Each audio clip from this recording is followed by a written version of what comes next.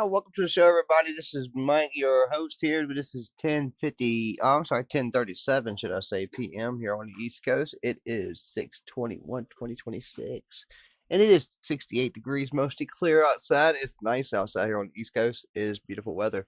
If you can go outside and enjoy the weather, I would definitely advise it. But anyways, we have some massive news coming out of Crimea. It looks like Crimea is going to completely collapse over to the Ukrainians. It looks like, they've already started evacuating their Navy forces, and um, and being gradually evacuating their forces from Crimea. So we also have breaking news that's coming out of Switzerland from the meeting that was supposed to be happening with J.D. Vance and the diplomats on the United States side and the Iranians and their diplomats on their side. The Iranians found out that Trump said that if they closed the strait, then their diplomats would not make it back home. And I quote. Now, can't blame. They need to come at the table. They need to get something done. They don't care about killing their people. They're literally just offloading all their money over to offshore accounts to Russia. So they're trying to save all the funds that they can before they have to evacuate and actually leave Iran. But they're gonna put everybody there that's in Iran, the Iranian people, through hell before that actually happens. They're not gonna leave easy. So I say that we should just go ahead and stop the bullhicking around. I know we want to try to solve problems with diplomacy and everything else, and I get that. I understand that. But these people cannot be negotiated with. We've been trying to negotiate with these people for 50 years. Trump said it himself. JD said it himself. Pete said it himself. Marco Rubio said it himself. Even Democrats said it themselves. So neither one of y'all or neither of them can actually deny that they've actually said that they are a disgrace and they are an infestation in the world. They are. They really are. And I'm not talking about the Iranian people. I'm talking about the IRGC. They're an infestation. They are roaches that need to be exterminated. It is sickening that they get to sit there and stand and get put right back on the street and stand there on the street after killing so many people. I know it wasn't this supposedly this leadership, but it was still people that was involved that didn't get killed during the bombings. That is still part of the leadership that was still involved in that. I'm just saying, and I'm not trying to defend anybody or pee anybody off, but I'm just telling you straight facts. Kim Jin, Kim G. I appreciate the follow over there on Kick. It means a lot. Definitely means a lot. I really appreciate that. But anywho, let's get to the daily news, and so we can actually get started. We have a little bit to go over, so we want to get started as soon as we can so we can get through everything. I hope y'all enjoyed the show, but before we get started, make sure y'all hit that bell button so y'all get notified when we come on air. Usually we're on air every day if we don't come on air at 4:30 Eastern Standard Time or before, if we have breaking news, then we'll be on air at 10:30 like we are tonight, Eastern Standard Time, usually every night at this time, doing the daily 24-hour news and giving y'all updates about what's going on around the world. We do broadcasts here that actually news stations that actually don't even broadcast. They just stay stuck on the reflecting pool in DC instead of talking about the scandal that's going on in California. They're worried about talking about the reflecting pool. That it's Donald Trump's fault that Democrats are hiring people to throw chemicals in the reflecting pool to destroy it. And it's proven that they are actually doing that. So I know it sounds crazy, but in all reality, What sounds crazy these days? Let me just ask that. I'm just saying. I mean, you see them doing some crazy, crazy stuff. I mean, y'all have your own choices to matter. I'm not down on Democrats. I'm just down on the Democrats that are acting stupid right now and act like a bunch of kids. They need to grow up and worry about running our country instead of worry about running everybody else's country and worry about the United States people instead of worry about other immigrants that's coming in the United States illegally and breaking the law. Period. End of story. Don't even discuss it anymore. I'm just saying. It's childish the way they're acting, and it's pitiful that we're actually sitting here and electing these people to keep on staying in office. It's it's it's sickening not on their part, on our part, because we're voting for these people. That's what's sickening about it. I mean, people just need to wake the hell up and just realize that, like, we have a bunch of sick people running in the country on the Democrat side. I'm not saying that the Republicans are any better. I'm not saying that either, because I'm sure there's sick people on the Republican side too. Don't get me wrong, you know. But in all reality, we need to get our heads screwed on straight before we have it so far shoved up our rear end that we're not going to get it out. And I don't blame Trump for him doing what he's doing about NATO, because that's something that should have been done a long time ago, because that's been killing the taxpayers' money here in the United States, funding all these other countries when they're not even funding themselves. So, I mean, why are we going to sit here and take care of somebody that's not even worried about taking care of themselves? I mean, it sounds like an oxymoron, don't it? I'm just saying.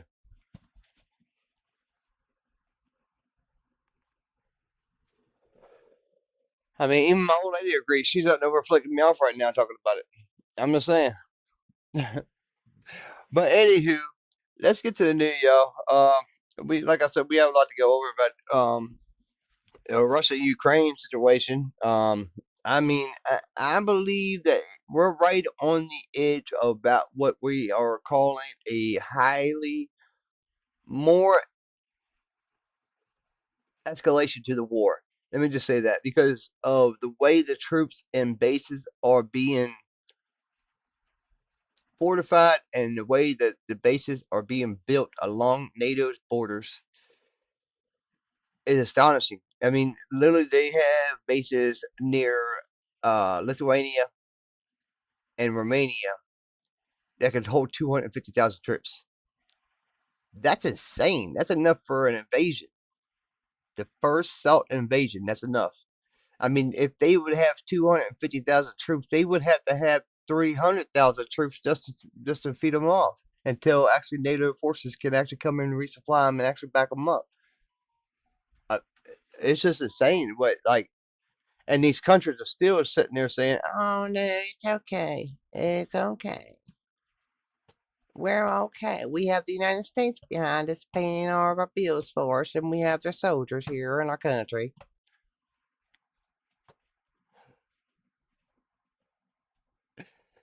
But seriously, though, in all reality, it's just pitiful that they actually. It's pitiful that they actually sit there. We sit there and actually let this happen. For this long, and I mean, you wonder why you go to the store and your loaf of bread is $4 a loaf and $5 a loaf, and you go to the gas station and wonder why your gas prices are so high, or you you pull out and you wonder why your taxes are going up higher. I wonder why you're getting less in taxes and less in taxes, less in tax. Well, I'll tell you why you're getting less in taxes. Because all these other countries are taking it from us. That's who, and that's what. I say we need, just like they're doing now, we need to cut off the ones that's not doing nothing, and the ones that don't want to do anything, we need to cut them off. We supply them the way they want to supply themselves, if that makes sense. Because in all reality, we shouldn't be the ones sitting here paying and suffering for their uh, mishaps in running their own country. Should I say? I'm just saying. I mean, their migration is terrible, or their immigration is terrible. They have no control over that because I mean, if you think about it, if you have, let's say you have 300,000 people in your country, all right, just hear me out, and you got 7 jobs in that country, what do you think is going to happen?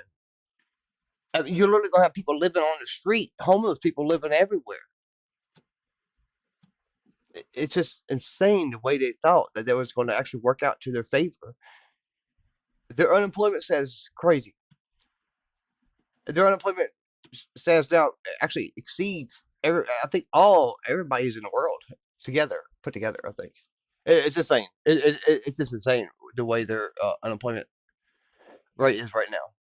But anyways, make sure y'all like and subscribe. Make sure y'all hit that follow button or that subscribe button, depending on what platform y'all on.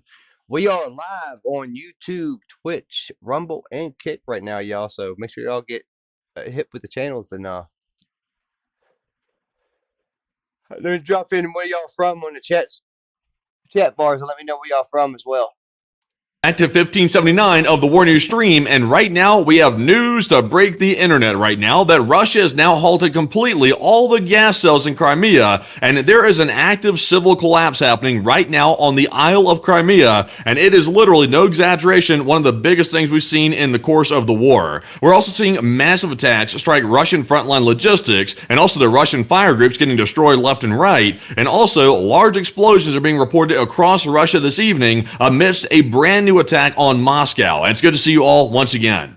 And, of course, we're going to be covering the past 24 hours of the news from around the world in the midst of an amazing Sunday night fundraiser for Nova Ukraine, as we have been able to hear that the armed forces of Ukraine have been able to cause enough damage, significant enough, irreparable enough, that the Crimean Peninsula's entire supply structure has collapsed today, and the civil administration of Crimea appears to be in a state of freefall, as all supplies across the Kerch Strait, the Armyansk and Chandhar gaps, and elsewhere have completely ended as of today. Effective 9 a.m. local time in Crimea, the local authorities under the occupational forces have announced that all fuel sales will be stopped indefinitely throughout the peninsula due to the complete lack of fuel. Prices inside of the occupied regions are skyrocketing and are now reaching today nearly $9 and $10 a gallon at most gas stations throughout Zaporizhia, Kherson, Donetsk, and Luhansk inside the occupied regions. Supply lines are collapsing so badly in Crimea that citizens cannot even board trains and leave the oblast over the usable railway bridge in Kerch because there is no fuel to be able to refuel the trains, bringing them back and into Russia. At the same time, we've also been able to hear that Ukrainian armed forces have been conducting more significant attacks against the peninsula overnight and did successfully hit and destroy one of the few ferry boats that exist within the Kerch Strait, ferrying equipment from Kavkaz to Kerch last night, meaning that one of the last ferry axes into the area of Crimea has also been destroyed as well. Once again, meaning that the situation in Crimea has reached a historical level at which we have not seen since the Second World War with the siege of Crimea and the siege of Sevastopol during 1941. We have also been able to see other significant developments throughout the Russian Federation as well, as right now the city of Moscow is under another drone attack for the 4th or 5th day in a row, as Ukrainian drones have once again made it into the Moscow air defense perimeter. At the moment, Russian air defenses are still being built up within the city in a desperate bid to stop more Ukrainian drones from causing even further extreme damage within the city to its critical infrastructure and vital industries. We've also been able to see that explosions inside of Tver have been caused, and gas prices are also rapidly skyrocketing in other regions close to Moscow.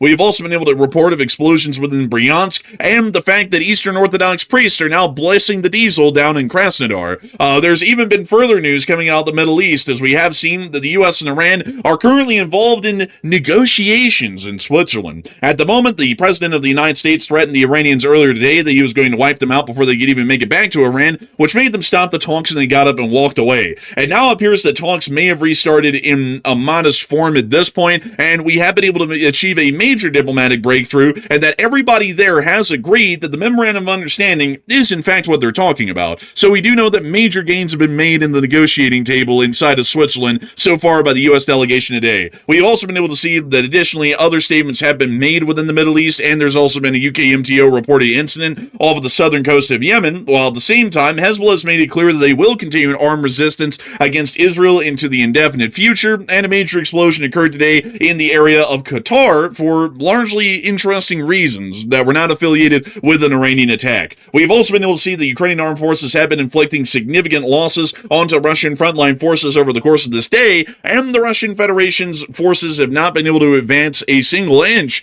over the course of the day from what we can tell. We have quite a significant amount of news to cover tonight, and we're going to be making sure to get through this news, starting with our largest stories first, and then moving our way on down into the smaller stories throughout the night. But it is one hell of a thing to say, folks, that today we can confirm that Crimea has largely fallen to the Ukrainian supply destruction that has been seen so far. But before we get on into that major news, we actually have breaking news that's coming out live on air. So, Matthew, what do we got? Okay, so a little bit of breaking news just to start the night off strong right now. We are tracking the active attack on Moscow right this minute. It is believed to be that at least 100 or so Ukrainian drones are entering the Moscow region right now. We are getting video showing a couple of them going right for the Russian capital. We don't know what the target is just yet. We have seen at least one shot down so far by Russian outer perimeter defenses, but it looks like a good number are still making their way through toward the capital city itself. So we'll be probably seeing about halfway through the stream tonight what it's going to be hitting. So that will be interesting. But here's the first video we have of the Moscow attack. Look, behold, it's an FP1.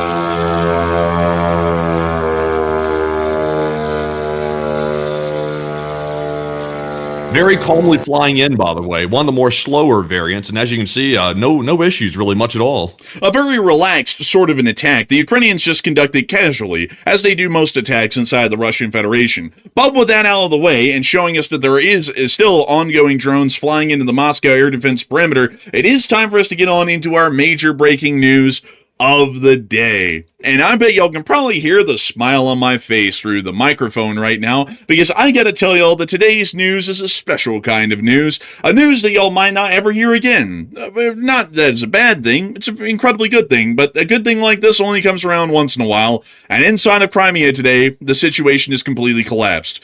Don't listen to my words about it, listen to the announcement from the Crimean occupational government in their announcement today, which I'll make sure to read to y'all in the subtitles below, and I'll let a little of the audio bleed through so y'all can hear the voice of the occupational authorities when they made this announcement this morning. Dear Crimeans, from 9 a.m. at Crimean gas stations, the sale of fuel for cashless payments, and vouchers to legal and physical entities will be discontinued. Fuel will be supplied only to state services that ensure the vital functions and security of the Republic of Crimea. Any further decisions regarding the operating mode of gas stations will be announced additionally. I ask everyone to remain calm and be guided only by official sources. This is that's kind of a strange announcement to make, isn't it? Because basically what he said there, cutting through all the nice talk to make it sound nice and fluffy with the statement he just made, he basically said, Russian civilians, screw you bastards. All that gasoline that you needed to escape Crimea, it's all going to the Russian military. It's not getting to your hands. It's going to the military. Screw the rest of you. You're on your own. He just basically said, my dear Russian citizens in Crimea, I hope y'all burn in hell like living piss. Y'all are on your own. Signed, the Crimean occupational government. A very interesting sort of an announcement, to say the least. We also were able to get further corroboration that these fuel sales have been suspended, as Flytuk's network did summarize that Russian authorities have suspended all fuel sales to the general public in Crimea as of 9 a.m. today, following overnight Ukrainian strikes on key port and oil infrastructure. Supplies are now restricted exclusively to emergency and security services to maintain critical operations. And a final bit of news here that we did get. This is a statement from a Russian military blogger in Crimea about the situation as it exists right now on the civilian side. In Crimea, they have asked to disconnect all excess electrical appliances from the network. Due to a lack of electricity, pumping stations have stopped working. Water is temporarily not being supplied. Traffic across the ferry crossing in the Kerch area has been halted following the attack on the ferry, the one ferry they had. Fuel tankers are being asked to return to the R280 highway, aka the M14, which is the highway to hell, I believe as we call it. I think some serious statements and actions from Moscow are imminent. Continued silence will look completely inappropriate. And we can't do without Peskov's briefing and Rakol's lamentations either, nor Zakharova's statements, which are all the Russian propagandists and Kremlin spokespeople, which they're talking about right here. And we're seeing that clearly they're going to say something grandiose and it'll end up amounting to absolutely nothing. The situation for fuel has gotten so bad that rolling blackouts are now being reported within the city of Sevastopol, and this outage map here is actually showing some of the substation grid areas that have actually been affected so badly that large parts of the city have been directly taken off of the power grid, and they are currently suffering from blackouts. We understand that 68% of the city's population today was without electricity for almost the entirety of the day due to the power outages that are now starting to grip the entirety of the peninsula. This is also a story that's being repeated in every city inside of Crimea right now, but Sevastopol is the one that we got the most verifiable information of to be able to give exact statistics and a map to be able to depict how bad the shortages are currently.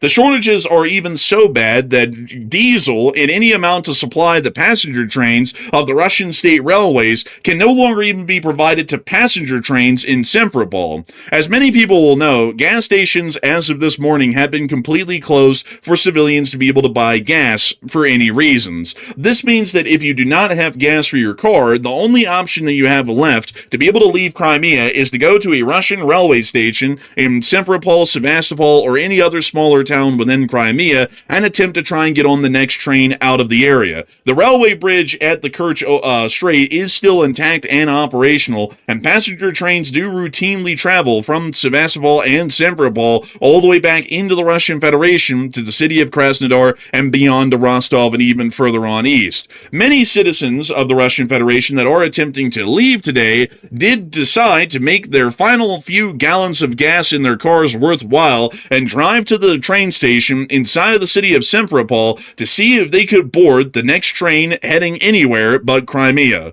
And even that is going to be impossible. I'll let y'all hear it right here.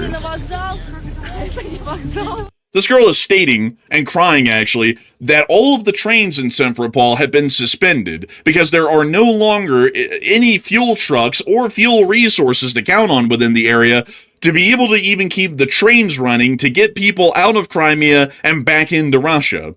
And so this girl is absolutely breaking down literally right outside the train station with a train pulled up to the platform, mind you, that doesn't even have fuel to leave.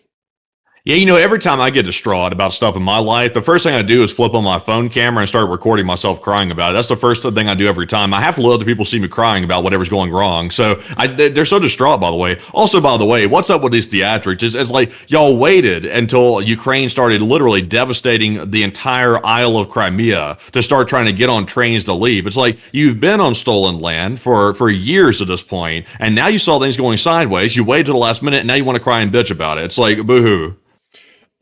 Oh my god, my dog died. Record. It's like, man, it's like, you can't make that kind of stuff. It's like, also, why in the world do people have to film themselves when they're like going through a tragic moment? Generally, folks, my rule is that if I'm having like a tragic moment in my life, I generally don't flip on record and start filming it. That's just my rule. But, you know, maybe other people live their lives more avant-garde, possibly like that person. Outside of that, we did get to see the Ukrainian drones were still attacking the Crimean Peninsula overnight in this clip here. But before we get to it, just to tease that one for y'all, because we'll be getting to that here in just a moment, we were able to see that outside of that area in Kerch, we are getting the real reason why everything absolutely collapsed overnight, basically, in the whole of the Crimean Peninsula. As many of y'all will know, an attack was conducted by Ukrainian drone forces against the whole of the peninsula yesterday, with a specific focus being directed against the city of Kerch within the Kerch Strait. As many of y'all will know, we did get to see that the fuel depot inside of Kerch Port appears to have been hit and burned to the ground last night in that attack. That's that fuel depot right here. One thing that we didn't know, however, is that the only ferry left that can actually moor at this dock to offload cars or rail cars into Crimea to try and keep the supply lines running was also destroyed last night, apparently in that attack. There is actually a picture, we believe, of that ferry burning at its mooring right there inside of the port, and to show you all the ferry itself, this was the last ferry that they had between Kacha well, actually Kavkaz over on the Russian mainland side of the strait, and the one that would make it to the port of Kerch. I don't know why in the world I'm having such a hard time saying that. But beyond that, the Russian ferry Panagia was struck at the Kerch ferry crossing in Russia's Krasnodar region. The attack also sparked a fire at the Chushka oil terminal. Strikes on the Kerch ferry crossing are particularly significant, as it has become a key route for fuel supplies into Crimea after repeated attacks on Russia's land corridor. This was the last operational ferry to Crimea. It is now gone from what we know. So if any of y'all have any respects to give to the ferry, like, rest in piss or something like that, you can give it right now, because this is the last time you're ever going to hear of this ferry. Yeah, really. I'll tell you what. And also, I see like two people in the chat. They're like, guys, don't be cruel to civilians. Listen, I'm not wishing any harm on civilians, by the way. I hope they get out safely. But all I'm saying is the crying and the theatrics is completely unwarranted, considering that they've known what the situation is in Crimea for a super long time. They waited too long to try to leave, and now they're stuck, and now they want to cry about it. So I don't have any sympathy for stupidity. That's the problem where I'm sort of having with this. But yeah, though, also rest in peace to this little ferry boat right here. That was one of the last few they had, by the way. They knocked out several today. Yeah, they actually did. They did a lot of damage. I'll say this, though, folks. My 2 cents on it, where I don't have sympathy for the Russian civilians, is that they're going into on a vacation in an active war zone. And generally, folks, whenever I think of things like with my brain, usually the last place I ever pick for a vacation is like, oh yeah, let me go onto the front lines in Burma and see if I can get shot up by the junta. Maybe that's a good place for a vacation. If I got shot there, I don't expect any tears from anybody that I went into the middle of civil war land, which is Burma, and got shot in the middle of the front lines between the pro-government forces and the military junta. That wouldn't really make a whole lot of sense. Or that'd be like, for example, going to Syria and getting beheaded by ISIS and then expecting a tear to be shed when literally right now they tell you don't travel to Syria because it's highly dangerous and unstable. So generally, when I use common sense, the last place I would say that I give anybody any sympathy for an unfortunate tragedy would be Russian citizens traveling into an active war zone to go hang out on a beach. Like, you don't see me, like, I just gotta say, folks, to add a little bit of common sense to the whole thing, you didn't really see a lot of Americans hanging out on the beaches of Vietnam for their summer vacation back in the Vietnam War. You know what I mean? Like, that's a little stupid to do. And so that's why I'm saying I'm not really giving a lot of sympathy, because you want to go TikTok influencing on some beach, maybe go somewhere that isn't in the middle of an active war zone. Maybe. And maybe don't hang out so long that you can't leave when already there are fuel restrictions and rations in Crimea that have been in place for weeks that are showing that the situation is already extremely unstable. That's my 2 cents on it. So if people don't like that, that's unfortunate, but I usually work with common sense, and when people work outside of their common sense, I don't really give them much sympathy. Moving us on out of that and back into the Kerch city area, we did also get to see that burning oil depot inside the port here in this clip.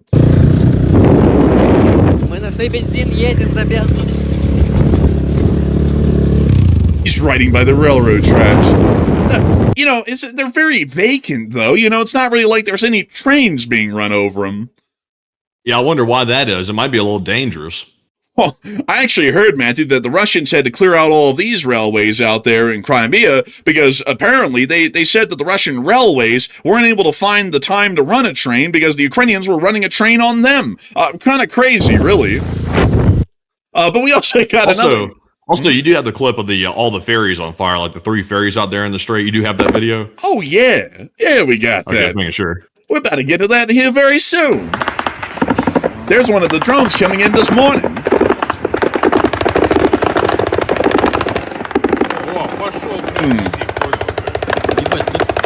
Oh, man. Oh, look at all these trucks. Oh my. Also, notice the observation here. You heard all the machine gun fire, but you didn't hear any missile-based air defenses firing off at the same time. So I think that S-400 that Ukraine took out about 10 hours ago last night, I think that was their single missile-based air defense they had around Kerch. I think it was. I don't think they have any left. In the meantime, we also did get to see some more clips of the explosions in Kerch. Take a little gander here. This guy got a real kick out of it. Really? He enjoyed this a little too much. Yeah, he needs to calm it down a little. I think this guy might have arson in his future. We've also been able to hear that massive power outages have been recorded in Kerch and Feodosia, showing that the power blackouts throughout the whole region are becoming widespread. We also have some additional clips as well of the strike on Kafka's port. Y'all want to see it? Let's take a look. Is this the clip that you were speaking of, Matthew, earlier? It could be. All right. Here's the clip. Oh, I hear it. Oh, there it is. Coming in real gentle like. Well, finally some... Oh! They got that one. Yeah, go on. And that is not the clip, by the way. So if you don't have it, I just put it in the likes tab, by the way. We got to make sure to show people that one. That's a huge one. Yeah, we'll have to get that one. I'm not sure if I actually have it at this point. And no, actually, I don't have that one because I thought it was a duplicate. Funnily enough. Dang, man. So, we can't miss that one, man. You got to jump to that one pretty quick. I was wondering why he didn't show it during the ferry thing during earlier. I was like, hopefully he has that. It's a huge one. Let me get to it real quick because I actually didn't put this one down. This one actually shows several of the ferries that were attempting to cross the strait on fire and burning in the strait this morning. There's all of them burning in the middle of the strait, right next to the oil fire that's on the coast. That picture that you saw, that ferry earlier that we just showed at the beginning of the stream, that was one of the ferries that you just saw in this video right here burning out there in the Kerch Strait. But this was a big deal because they have very few crossing ferries, like these ferry boats that are dedicated for semi-trucks, because you can't send the semi-trucks across the Kerch Bridge, because if you send those trucks across it, it violates the weight restriction and you'll damage the bridge or you'll collapse it in some spots that are damaged on the Kerch Bridge. So what they had to do is send those semi-trucks across on the ferry boats, and as you can see, they're now burning and sinking in the Kerch Strait. So that's not good for logistics. Oh, not good for logistics at all, as many of y'all will know. Generally, boats have to float, and if they're sitting at the bottom of the sea, they aren't really doing their job at being a boat. Now, if they were trying to make a submarine, that'd be a different story. But sadly, these things really aren't watertight, so they don't really do that good at being submarines either. So the Russians are kind of running into a bit of a problem. All these little ferries like that one right here and this one right there, they're no longer around, at least as of today, so the Russians have decided to give a little announcement. From June 21st, ferry services across the Kerch Strait will be temporarily suspended. Only temporary. I wonder why it's temporarily suspended. It must just be a small outage. I'm sure it's nothing that big, it's probably nothing major at all. It's not like there's literally 4 different ferries on fire right now in the middle of the strait that got blown up. I'm sure it's only a small comeuppance, a minor technical glitch. They'll have it all running tomorrow, I'm sure. But since heavy-duty vehicles are prohibited from crossing the Crimean Bridge, drivers must choose an alternative overland route, the R280 highway, via Rostov-on-Don to Melitopol. Oh, they're sending them on the highway to hell. Oh, man, you can't make this up. And they're out of fuel down in Krasnodar. So there's no way for them to even refuel to drive all the way back around to get on the M14 to go to Melitopol. Man, they're honestly this is we're not saying this just for the shock value of it. The Russian instructions of this detour is literally sending the Russian truckers to their death. It literally is almost a guaranteed death. If the Ukrainian drones don't get them, they're going to run out of fuel and be stranded, and they're going to be stuck in enemy territory. So, I mean, this is literally a mission of death that the Russians are telling their own truckers to go on. It really is. And you know what's even crazier? There's no way to even get into Crimea that we know of right now. The Armyansk and Chonhar bridges have been destroyed, even with the Henichest bridges, which have also been destroyed, and the pontoon bridges were hit as well. So even if they drive to Melitopol, there's no way to even get into Crimea from there. So they end up making that whole journey around the Azov Sea, literally, all the way to Crimea for no reason. They can't even get into Crimea from there. So the situation is absolutely screwed. There's no way to get supplies into Crimea. It's completely isolated at this point. And the fact that we see that passenger trains and trains in general are no longer running in Crimea either, we can generally make a safe assumption that the Russians are not using the railway bridge for freight. Otherwise, fuel and supplies would be getting in to some extent, but we're not even seeing that. So that's giving us a clear idea at this point that Crimea is quite quite literally supply isolated completely, and that's also why we're seeing that everything is shutting down in Crimea, basically effective today. While everything's shutting down, many Russians who have overstayed their welcome in the peninsula have decided to cut their vacation short and try and go back across the Crimean Bridge. There's but one problem. There is no way out. This is what they're watching right now as they try and get on the bridge. There's about 1,000 cars right now on the peninsula side of the bridge entrance trying to make the crossing right now, and the Russian occupational authorities are only letting a few over at a time. Там попали, по-моему, в нефтебазу какую-то или что. Просто всю ночь. Огонь. I wonder how those buses are going to get over considering the weight limitation. Yeah, I really honestly don't know, really. They probably won't get across. Probably not. A little unfortunate for him. Пробка там миллионная опять. Yes. A kilometers long traffic jam trying to get across the bridge right there. That seems like a really bad idea to get in that line, because once you get stuck in that gridlock, you can't get out of it. And then if you run your car too long to stay cool with your air conditioner, then you're going to run out of gas and not be able to get any more. Really a catch-22. Man, what do you mean you won't be able to get any gas? There's plenty of gas. You just got to inhale it from the air. Man, I tell you. I mean, it's right there. I mean, like, it's literally covering the whole entrance of the bridge. Right here. This is what the oil fire in the oil storage depot in Kerch looks like right now. It's literally covering the entrance to the bridge. So, I mean, I guess if they're running out of gas, they could just, like, suck in some of the fresh air from outside and, like, spit it into the tank. There's a little bit of oil in that. Or at least they'll be able to keep the engines lubricated with the oil up in the air right now. That's another way to look at it. Yeah, when life gives you lemons, folks, make lemonade. And we also got to see another picture of everyone trying to leave, and it's not looking all too good.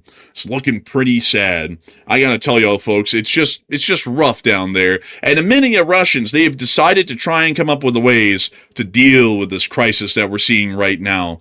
But before we get on over to how they're actually trying to deal with it, I have to get you all through the rest of the crisis as it exists right now. How absurd and rude of me to just try and skip past all this. We have to make sure to really cover it in depth. Let me get you all into some more news that we got out of Feodosia. This is the remains of the fuel depot in Feodosia, which largely was destroyed. And we also hear this guy is absolutely just jamming out as he's driving by this. He's apparently using his last gallons of gas to film this. Yeah, good for him. We need to see this damage right here, and it looks like it's definitely burned out. Although I think we could definitely tell from the massive, like apocalyptic smoke clouds that something was burning here. But it's good to see it on the ground. We have to make sure. We have to just doubly make sure. And this was enough oil. This was enough oil burning right here to create an entirely new weather system of oil rain in this area. Man, oil rain is a common weather element in Russia these days. A lot of people said that climate change wasn't real. I disagree. I like the oil in the rain. It's interesting. But moving us on from that and on out of that little clip, we've also been able to see that further on north, the Russians are trying to protect the convoys in Crimea with the convoy escorts of the very little supplies of any type that they have left.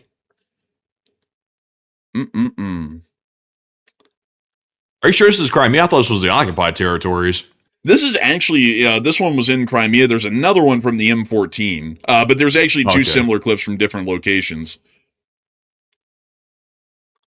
But would you look at that, please? Yeah, this right here is not going to work. We've said this before. I think we predicted this about 4 or 5 days ago, that putting a dude with a machine gun in a truck is not going to be protecting these logistics convoys. Oh, we're going to get around to how little that works. Like, we're really going to get around to how little that's actually working here very soon. But one more thing. There was an explosion in Armyansk.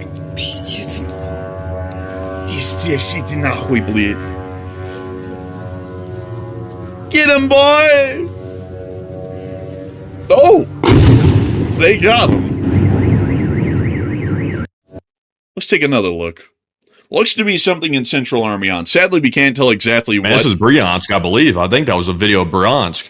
Bryansk? Yeah, I'm pretty sure. Well, explosion in Armyansk, Crimea. That's more from Bryansk. And explosions in Armyansk. The second line right below that one. Yeah, that's what I'm saying. That second clip, I think, is from Bryansk.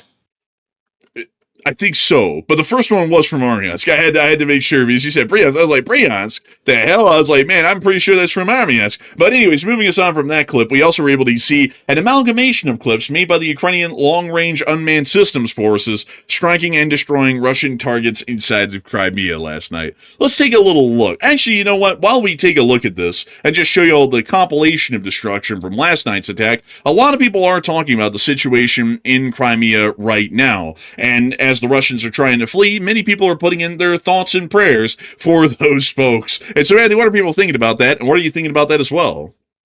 Okay, so we did see all the videos and the pictures showing the Russian civilians lining up at the Kerch bridge and also trying to go line up at the train stations, trying to flee Crimea all at the last minute now that things are going sideways. And the thing that got them to start fleeing today is because the Crimean government in the area, the occupation government, announced they will no longer sell any gas into any civilians in Crimea. They're going to save all the gas from the military so that way they can fight Ukraine and screw the civilians. Also, the water and electricity are also out today as well. Running water is not available in several areas of Crimea today. And also, there's been major electrical outages, not just in areas of Crimea, but also mainly around the naval port of Sebastopol. I don't think we've gotten to that post yet either, but there's a huge electrical outlet there happening as well. So what are your thoughts about that? 62% said Russian civilians are officially stuck, while 21% said Ukraine will help them get out, and 8% said it's not as bad as it seems.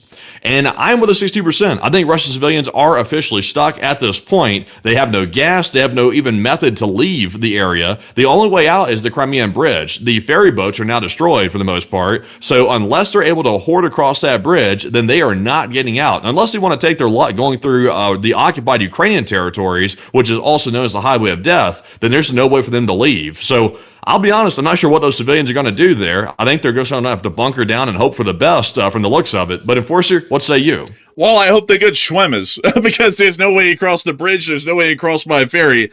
The only way is schwemming. And also, there's really no way across through the occupied land bridge either because there's no way to get to it via any bridges there either. So they're just going to have to hoof it or they're going to have to be good at schwemming. But outside that, I'll be with 62%. I think the Russians are officially stuck at this point inside of Crimea. And I also say that the situation is probably going to soon become hopeless for the Russian military as well, considering how far stretched the fuel resources are peninsula-wide inside of Crimea. So I would be well within the 62%.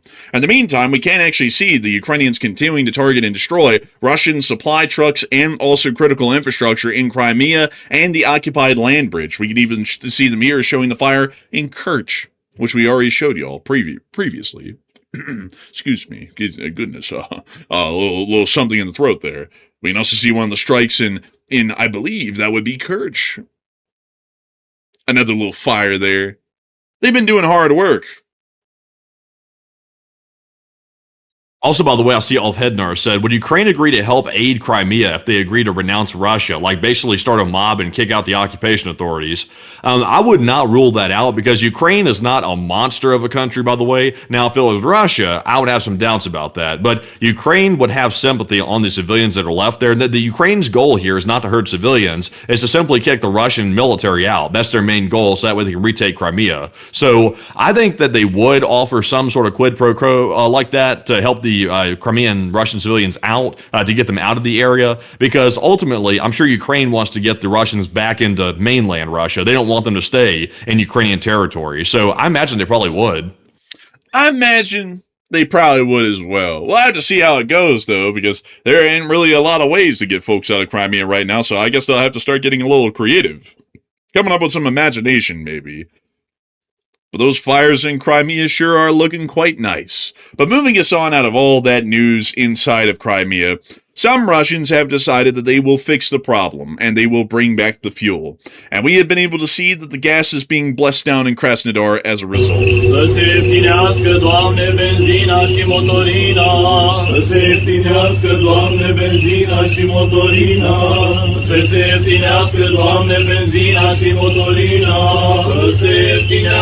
I wonder if that's going to bring back the gas.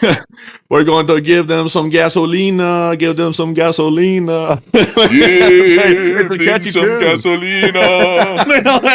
You know, but really though, let's be honest here. Are these guys priests? They may or may not be. I'm not totally sure. They might be. But at first, I thought they're out here cleaning the gas pumps. They have the brush in their hand. I thought they're out here like knocking off the dirt from it or something like that. But I guess they're out here trying to do the rain dance and bring back the gasoline. But I think they're in the wrong place. They need to go to the Kremlin and ask for that to be reversed. That's who they need to go be asking about that. So, you know, maybe they'll get some gasolina, but I'm not totally sure about that. Man, this would be like them showing up to like a supermarket, like at an empty bread aisle and be like, please give us some bread and whole wheat. Man, it's like, what the hell is this going to achieve? It's like, this is a gas pump, you fool. It's like the gas doesn't come out of the ground. Can we hear this one more time? I got to hear the gasolina chant.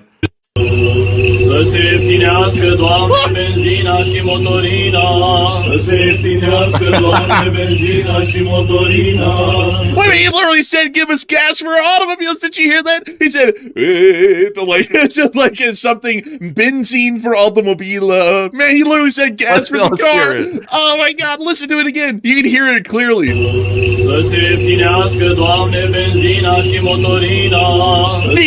he did. Oh my God, it's literally the prayer. Man, he literally said, give us gasoline for our cars in the middle of that right there. That's crazy work.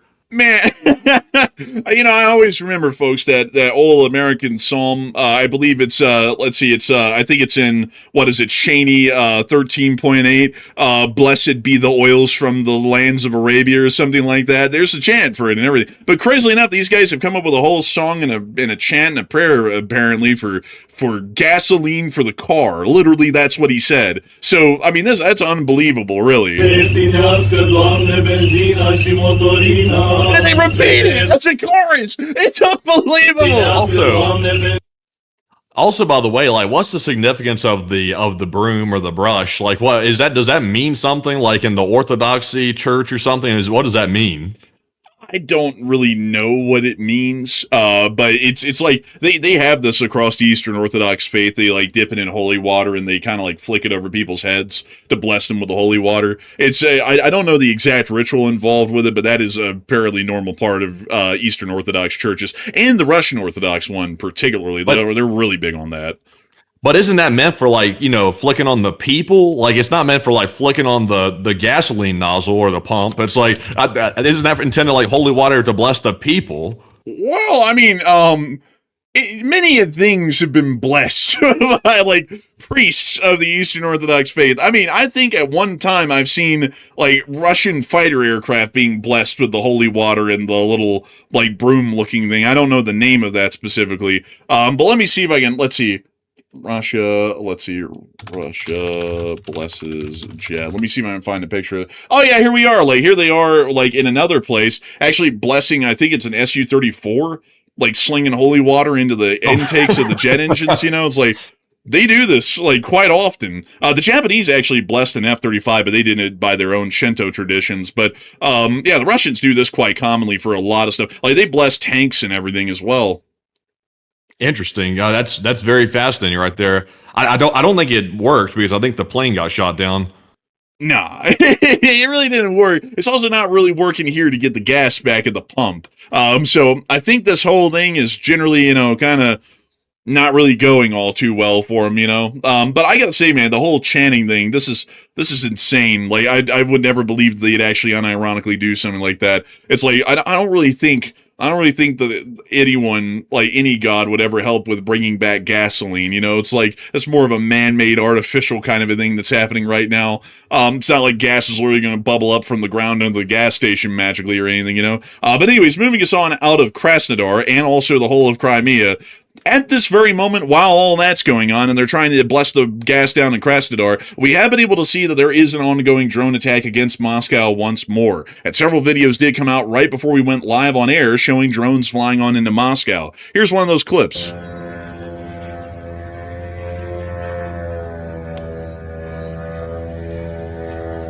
There it is, an FP-1.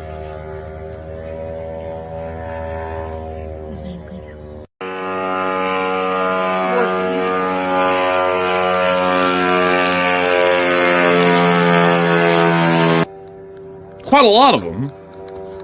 I would say. Most of them making it through. Not really a lot of air defense I'm seeing right now. It's a little odd.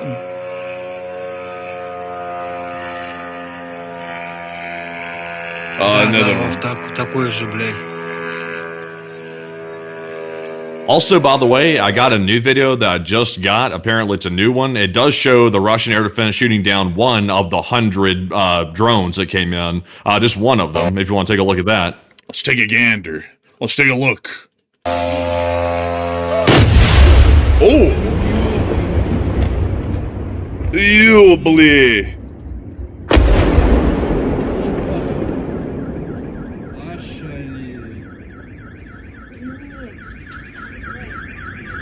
These guys sound good and blasted at 4 in the morning. Very good to know. Like, keeping up with the traditions. We also were able to see another clip of a drone over Moscow in this one. Here it comes. And there it goes. That sounds like a little janky one. It's got a little like light sounding motor on it. They ran into budget troubles with that one. We also were able to see that drone getting shot down. We actually had that clip already on the map, but we saw it again already a little early. And we also were able to see that the Russians are putting more pantsirs around the Kapotnia refinery. This one's on a highway bridge near to the area of the refinery. Вот это увидел я. There it is. На мосту стоит ПВО, которая вот на колесах. Там дорогу закрыли на мост, вот здесь садовод охраняет. Well, man. В общем, вот сверху. Whoa, wait a minute. What is that, an American flag burning on that poster back there? What is that? I don't Дорогу know. закрыли на мост, вот здесь. It might be, actually. Yeah, really. It looks like an animation of a fire over an American flag. I'm not sure if I'm seeing things, but it looks like it. But Matthew, Russia loves the United States, according to some people in the government. I mean, why in the world would they ever do that? Yeah, I mean, that's kind of surprising. I'm not sure what that building is in the background back there, but I mean, it appears like it to me. Also, by the way, the Russians put their air defense on top of a bridge. They just made their own civilian bridge a military target by putting it up there. Uh-huh, they sure did. Садовод охраняет. В общем, вот сверху стоит. Вот этот весь мост закрыли, чтобы он стоял и охранял нас. Hopefully FSB doesn't find this guy, because he just committed a crime inside of the Russian Federation. But moving us on out of the city of Moscow, which currently is under attack, we did get to hear that there was an explosion inside of Tver in Russia today. Can't you hear it? The air defense fire? And that sound Hear of something squeaking. That's the boats. They haven't been oiled lately. Yeah, put some lubricants on them. I know, Teddy. Man, like those oil fires, man, are actually necessary to keep all the animals of Russia oiled and well lubricated, so they don't go wah, wah, when they're moving around. But we also were able to hear that just south of Russia, well, south of Moscow, and throughout the rest of the Russian Federation in this area, the fuel crisis in Russia and the temporarily occupied territories is growing. When there is still gasoline, its prices have risen sharply. In particular, in Ryazan, the cost of AI-95 has reached 140 rubles. Jeez. In Tuva, Tula, and Samara is 100 rubles per liter. In the Krasnodar territory, the price of 95th octane gasoline rose from 70 to 95 rubles in a day. At some gas stations, people are literally fighting for an extra liter of fuel. In general, the crisis has already reached more than 50 regions of the Russian Federation. And in temporarily occupied Mariupol, local couriers launched a cheerful flash mob. They promised free delivery for a liter of gasoline. And you can see the prices reflected through these oblasts here in these pictures. They are quite high. Moving us on out of all that news inside of Western Russia, the situation isn't really improving for the Russians any to speak of, because there is now another drone attack that is already ongoing against the country. And we expect that the Silver Surfer will be back to make sure that the Kapotnia refinery gets its fair dues. We've also seen that explosions and attacks were conducted on the city of Bryansk, which we saw in this clip right here. Опа, ебать, еще. Oh, блин. Нихуя себе. Нормально. Moving on from that, we also got another clip here from Bryansk. Надо держать телефон, чтобы не пизданулся. Пизда сейчас туда же. Блядь. Oh! Oh, damn. And would you look at that? I gotta say, Something got hit bad in Bryansk, like Bavnovna, as they call it. That thing really got hit. something just got sat down, like out there in Bryansk. We don't know what, but hopefully we'll find out tomorrow. But that's all of the attacks that we've seen so far inside of Crimea and the Russian Federation's main territories. We're about to be moving on into the rest of our news from the land bridge area and the strikes from there, and also the rest of the news that we have from around the world. But before we get on into all of that news, though, folks, I do hear a lot of people talking about the footage showing some of the Russian escorts getting destroyed in after new Ukrainian strikes. And now that I'm reading that poll, which I thought was on something else, and I hadn't seen it up until right now because it just came out, and I was like, let me make sure to get to that one here really quickly. We're actually going to have to move into the news for that poll and cover it here really quickly to make sure that we can speak a little bit further and a little bit better on the poll, and also give you all the news that y'all will need to be able to answer the poll accurately. Moving us on and into the area of the M14 highway, we have been able to see that the highway is being desolated, and as we were able to see, it appears that the escorts for the Russian supply trucks, those armed convoy escorts, aren't really doing their job all too well. Here's proof of it on the M14 highway. There's the escort, and there's the burned out truck it was escorting right behind it. Aha. You know, it kind of, if y'all remember our prediction, by the way, it was about 3 or 4 days ago, we saw the Russians introduce these mobile fire groups to their logistics convoys, and the Russians were touting this as the savior of their logistics. And we said, we don't think that's going to work that well, because the Russians can't hit the broadside of a barn to save their life. So how are they supposed to hit a moving drone target in a moving pickup truck with a machine gun bouncing around in a pickup bed? And it turns out we were right. Of course, I think most everybody could have taken that prediction and made that. That was a pretty easy one to make. And here's the failure here today. It's very sad. It's a tragedy for the Russians. They just don't have the gunnery skills to be able to protect the trucks they're escorting. It turned out poorly for them. So in honor of this, the Russians will have to commit war crimes by disguising their trucks as civilian vehicles now.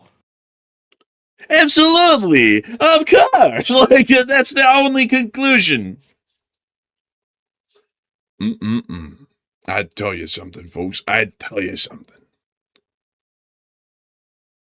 Oh, wow, an 18-wheeler just went barreling right through the middle of that. Like, man, he's not dumb. He's not stopping. He said, I'm not stopping for a damn nothing, or I'm going to get hit by a Ukrainian drone. Man, he saw the omens on the road. He said, I am not stopping. He plowed right through everybody that was sitting there on that roadway. But anyways, moving us on out of that strike that we just saw along the highway, and we'll be making sure to cover the others in greater detail here in just a little bit. I do want to make sure that we talk about this poll here really quickly, as a lot of people are talking about these sorts of videos showing that these escorts really aren't providing much of a protection for the trucks that they're trying to escort down the highway, and a lot of people are putting in their thoughts on what's happening with Russian logistics structure at this point, because it isn't looking all too promising. So Matthew, what are people thinking about that, and what are you thinking about that as well?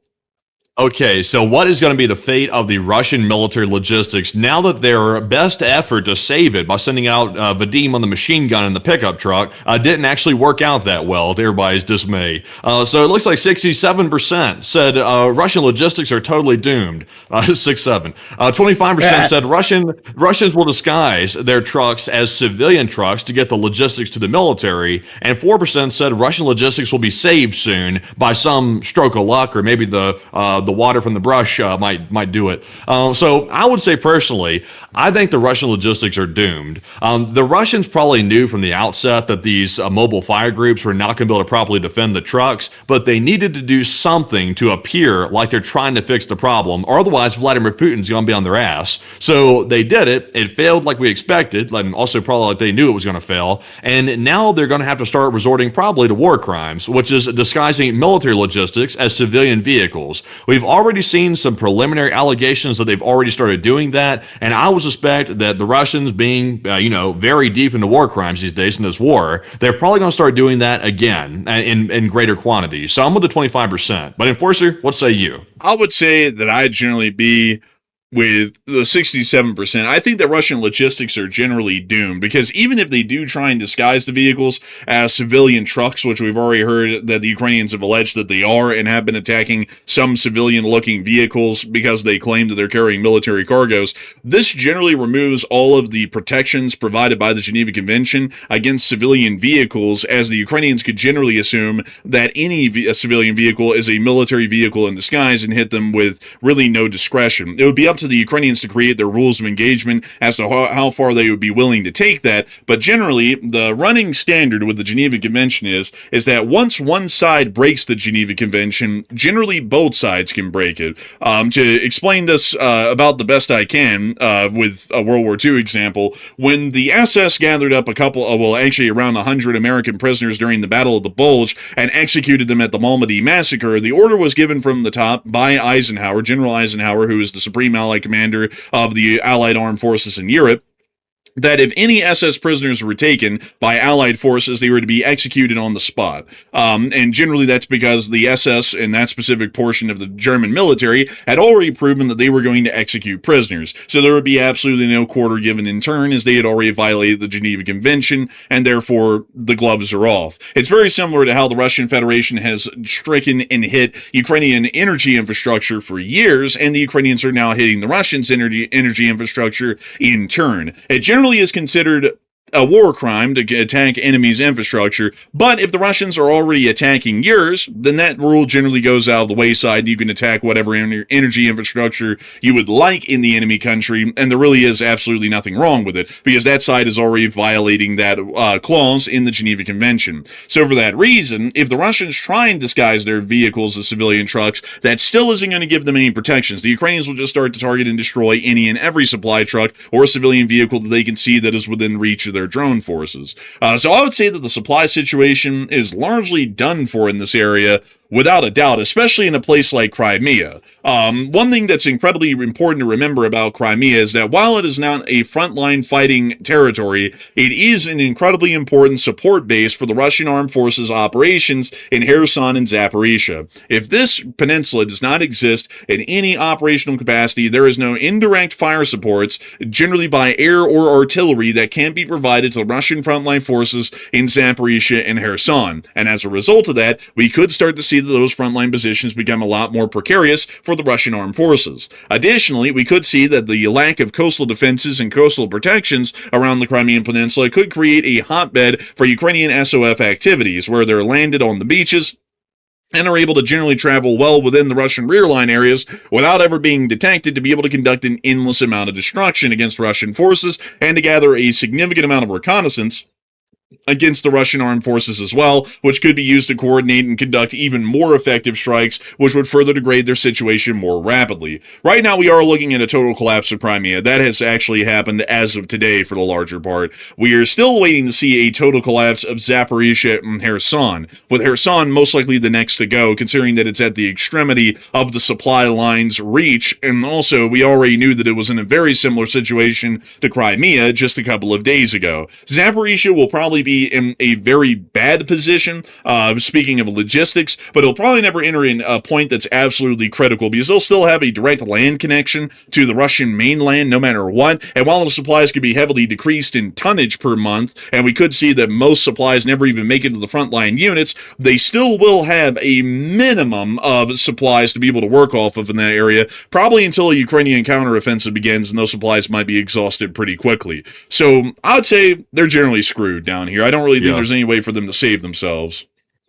Also, by the way, let's address the elephant in the room that I keep people seeing bringing up in the live chat. A lot of people keep saying, well, what is the Ukrainians going to do? Because now that Crimea is collapsing with its infrastructure, right now running water is becoming very scarce inside of Crimea. The electricity is not remaining on for most people in Sevastopol and other major cities in Crimea, and now the gasoline is out. So, we're also hearing of early food shortages too. So it's literally across the board a collapse across every major aspect of life in Crimea. So we're looking at a monumental humanitarian issue that's about to crop up here. That's going to be unavoidable at this point. So now that the Russians can't get out, how are we going to mitigate that huge humanitarian disaster that's clearly looming right now?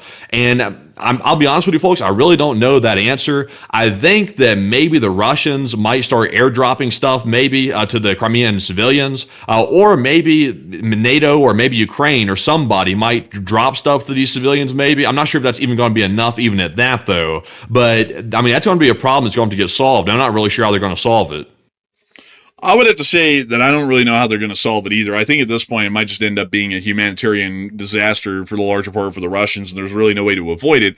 But at the same time, to say that the Ukrainians are doing something in the wrong here would be saying for the larger part that there's no way for them to destroy Russian supply lines logistically, and they just have to keep on trying to grind down Russian infantrymen on the front line for the next 20 years until the Russians run out of living men, and then the war would end at that point, or the Ukrainians would run out of living men, and then the war would end right then and there. So I would have to say it's largely just a difficult situation, but at the end of it all, if the Russians didn't want to be in a situation like this, they could just end the war and walk away, yet they don't choose to, and they choose to continue it, and so the Ukrainians are having to take whatever actions and measures they need to be able to end the war and to succeed and reach victory at some point. So I hope I think it just popped in my head right now what Ukraine could end up doing with the situation, because Ukraine's not going to let people just die in the masses. Because remember, folks, there's Ukrainians still down there in Crimea. Like, there's a whole bunch of Russians moving in there to go on vacation and also move down there because they like the area on stolen land, of course. But there's still Ukrainians that's been living through this occupation for years inside of Crimea.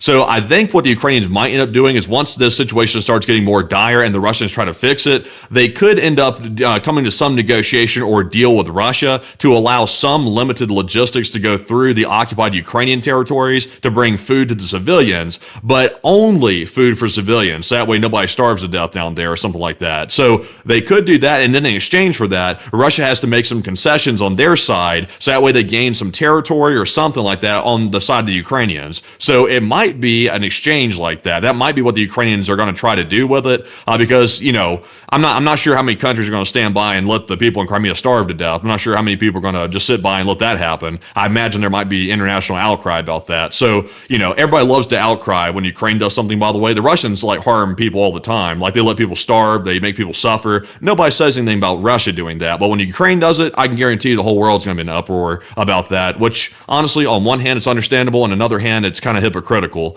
But I think that's probably what they'll end up doing, probably an exchange.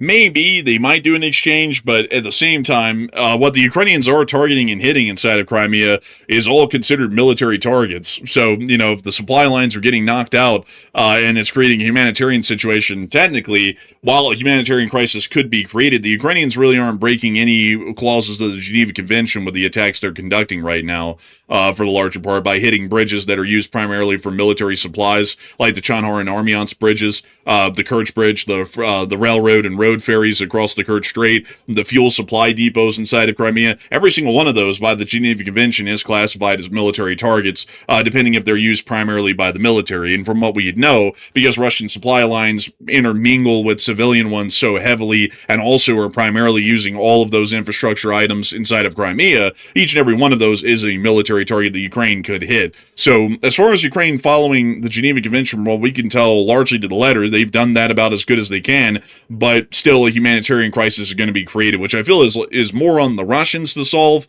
considering that it's also within their territory, than it is for Ukraine's, because we've never really seen the Russians ever have to give a hoot, and I don't think the Ukrainians ever would give a hoot at this point about what's going on inside of occupied Russian territory, because the Russians have never done the same inside of Ukrainian territory when they've created humanitarian crises of their own. Yeah, or, another option is this. Ukraine could simply tell the Russians, look, we'll go down there and solve your humanitarian issue. Just let a few military vehicles go through your area, your front lines, and let us get down there to Crimea, and we'll just simply take Crimea back, and we'll take care of your civilians under that scenario right there. So, I mean, if Russia just gives Crimea back, that might solve the entire problem. I mean, it could. I mean, if they just retreat and give up, that solved the problem as well.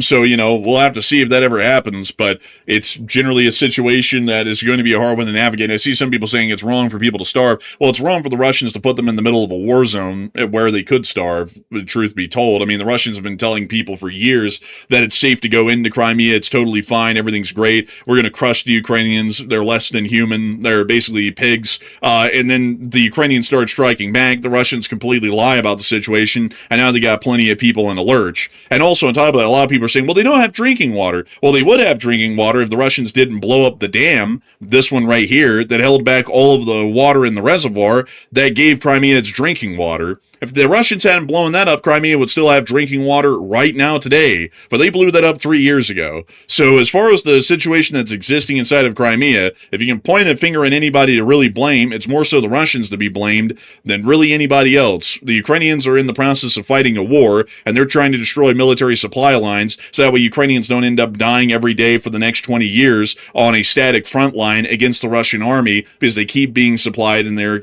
able to keep fighting. So it's either the Ukrainians let the Russian supply lines remain intact and they eventually get ground down until they actually lose against the Russian Federation, or they hit the supply lines and the Russian army collapses and civilians might also be in peril as well. It's a tough call to make, but at the end of the day, a state is always going to survive for its own existence, and the Ukrainians haven't done anything that I've seen so far that's gone out of its way of breaking the Geneva Convention. But we actually have breaking news coming out at this moment right now. So Matthew, what do we got?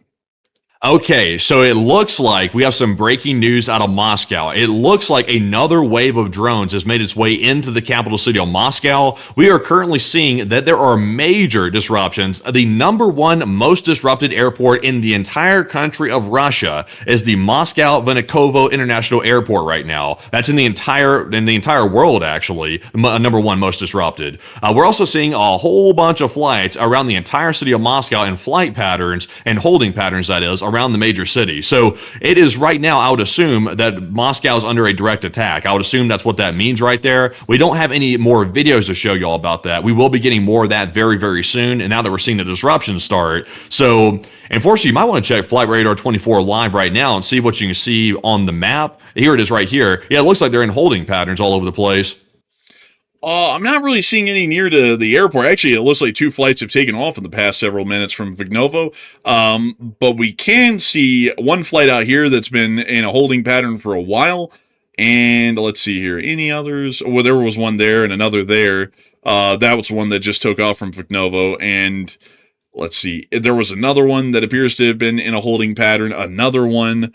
But it looks like they're all heading towards the airport at this point. I think that whatever it was might be over, that they closed the airport for, because it looks like most aircraft are now heading on their way out of their holding patterns and towards the airport and towards all of the airports in Moscow. So I think whatever this incident was, it was apparently short-lived, at least as far as the air warning went. I don't know. I think it still might be ongoing as we speak. I'm not sure why a plane would take off in the midst of that, but I'm still seeing on my end, it looks like those airports are reporting disruptions, and also it looks like the carpet plan might be in effect, according to Russian sources. So I think it might still be ongoing. I'm not sure what's up with that flight still taking off from there, but outside of that, I'm still seeing a whole bunch of holding patterns.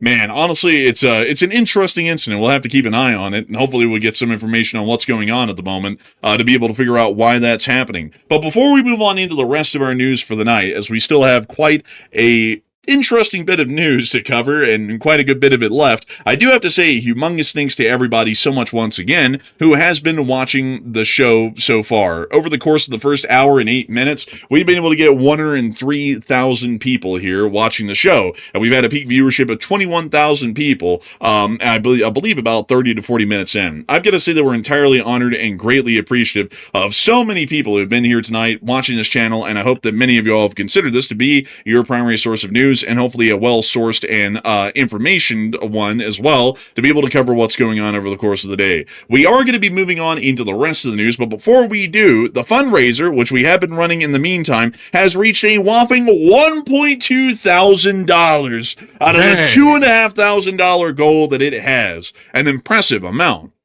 Man, it's 54% of the way to the goal right now. The goal tonight, as always, is $2,500 tonight. And the fundraiser, by the way, I don't think we explained at the very beginning. Then we might have forgotten to mention it, by the way. But it's actually for Nova Ukraine, which is one we've run several times. Of course, helping out the Ukrainians yet again. So Nova Ukraine's a really good one. We usually flip-flop between Nova Ukraine and the other one, I believe, is Razom's the other one that we jump between as well. Yeah, between those two right there. So it looks like we're almost 54% to goal. So if you want to donate to help the Ukrainians in this wonderful time of success, I would say the Ukrainians are having, then feel free to give it a little support. And I gotta say, hopefully we'll see that this fundraiser hits that whopping $2,500 goal. An impressive sort of a goal, and a great thing to see that so many people have already supported the channel's fundraiser. I get so used to talking about super chats, I just said supporting the channel, supporting the fundraiser over the course of the night. Just to make it clear, since I said that and just had to slip up, the fundraiser is run through YouTube Give. 100% of the support that's thrown into the fundraiser goes to the fundraiser in question. YouTube runs the account and manages the money that you'll throw into it from end to end. We don't touch a single cent, and therefore it goes directly to the fundraiser and the nonprofit in question. So, with that in mind, it is time for us to get on into those top donors to this fundraiser that we've seen so far tonight. And Matthew, what do we got? And so far, we've had a 150 from Charles Z07. A huge shout to Charles. Also a 103 from Fake and Flamboyant. And thank you, Fake and Flamboyant, for that 103 right there for the fundraiser. Also a big shout out to Hal Rose for a 100, along with Activista LSA, who put in a 100 as well, and Mike, who put in a 50, along with John Person, who put in a 50 as well, and Coyote Maine, who just put in a 50 also. We are just shy of $1,300 raised right now. So if you'd like to put in even a $5, a $10 donation to the fundraiser, all those smaller donations, by the way, which unfortunately we'd love to call them all off, but we would be here literally all night long and not be able to cover the news if we did that. But a huge shout out to everybody who's donating, because all those are adding up, and we do appreciate it. I know Ukraine appreciates it. But Enforcer, what say you? And Ukraine certainly does appreciate it. The Ukrainian people are extremely grateful and appreciative for the support that they've been getting from around the world for years now. And I have to say that it's a wonderful and amazing thing to know that so many people continue to support these fundraisers and continue to see that while this channel is covering news from around the world, the Elite Spring Army itself is actually helping out people in the very parts of the world that we cover the news on each and every single day. And I've got to say that we're massively appreciative to all of the amazing folks who supported the fundraiser tonight, both big donations and small, because every single one of them comes together in the thousands to create the fundraiser totals that we see every single weekend. I've got to say a humongous thanks to y'all once again. Y'all have hearts of gold and are incredibly kind and generous to be able to support these fundraisers this many years in, as a matter of fact. It's 1,579 days into the war, and we're still seeing that at this point, people are still supporting the fundraisers that are being run to try and help out the folks in Ukraine and elsewhere around the world on those fundraisers that we've run in, say, the Middle East for U.S. forces, in L.A. for the L.A. Fire Department, and every other fundraiser that we've run in the channel's history. And so massive thanks to y'all. And with that, it is time for us to move on into 3 questions here before we get on into the rest of the news for the night. So Matthew, what do we got? And also, by the way, we have raised over $1.8 million here on the channel in total between all the different charities. We can't say it's for a single charity because we've run like a plethora of charities over the years since the channel's been running, but it's somewhere in the neighborhood of $1.8 million plus raised on the channel as a whole for charity, which is insane, by the way. And that's over the course of several years. But a huge shout out to everybody once again for helping us to hit such a number like that. But anyways, though, jumping into our first question here, this one is going to go to none other than Marie Jacobs, who said, do you expect Ukraine to send military troops into Crimea anytime soon, or just stuck with drones for now and LLT LSA? I think we're generally going to be stuck with drones for now. I don't think there's going to be sort of an atmosphere that'll exist over the year to see Ukrainian armed forces physically retaking Crimea on the ground over the course of this year at all. I feel like if anything, that might happen next year, but we'll definitely see Ukrainian special forces raids probably increasing in tempo and fervor in this area over the next several months, now considering that the Russian military is operating at a much reduced sort of a rate and an ability within the peninsula due to the lack of fuel. And also we know that most other supply lines and resources inside of Crimea are also dwindling into non-existence as well. So I hope that does address that the best I possibly can, Marie Jacobs. A great question. And long live the Lee Spring Army, and the Lee Spring Army will never truly die. And with that, we're on to the second question of this segment. And this one is going to go to none other than One Visual, who said, what do you think Ukraine will do at the end of the war to clean up all the fiber optic cables from the drones? I don't really know, actually. I'd say that they probably are going to go through and just have people hand-pick the fiber optic cables up and just kind of like try and ball them together. I don't really know how fragile they are. I'd assume they're not extremely fragile to where you probably could just grab them and try and just spool them up. But I guess that's the way they're going to have to do it, is just by hand over a long period of time. And most of the time, stuff like that is never fully recovered or completely removed from the environment. Many people might not know this, but there are still major minefields that exist in the Falkland Islands from the Falklands War in 1982 that the British should just never clear it out. And in some areas inside the Falklands, they have signs up on the roadways saying that you're entering a minefield, don't drive off the road because you might end up driving over a landmine. And also another thing that a lot of people don't know, like to show how long of a lasting sort of a trend this is that in France, they have these things called the Zone Rouge. And to show you all these here really quickly, the Zone Rouge is actually the front lines of no man's land in the First World War. And most of these areas are impossible to demine. So for this reason, all of these areas in red are called red zones in French. And for that reason, people can't enter them. It's just too dangerous. There's so much unexploded ordnance and a whole bunch of other stuff, like, for example, the toxicity left by some forms of chemical warfare, that it's just impossible to rehabilitate it. You can actually still see, generally, that area here on the map. And let me see if I can show you all some of it here near Cambrai. So let me go up here to Cambrai. I need to find that here. Where the hell is it? I'll have to type it in. So if I go up here to Cambrai, you can actually see some of this area of the Zone Rouge out here south of Cambrai, where there are settlements, but it's generally considered still somewhat unsafe, and you have to move with an extreme amount of caution. So I'd have to say that generally, I think we'll probably see something like that in the future. Although fiber optic cables aren't extremely dangerous, we'll probably see that there's a decent amount of them, and they'll just be hanging out in the Ukrainian countryside for decades to come.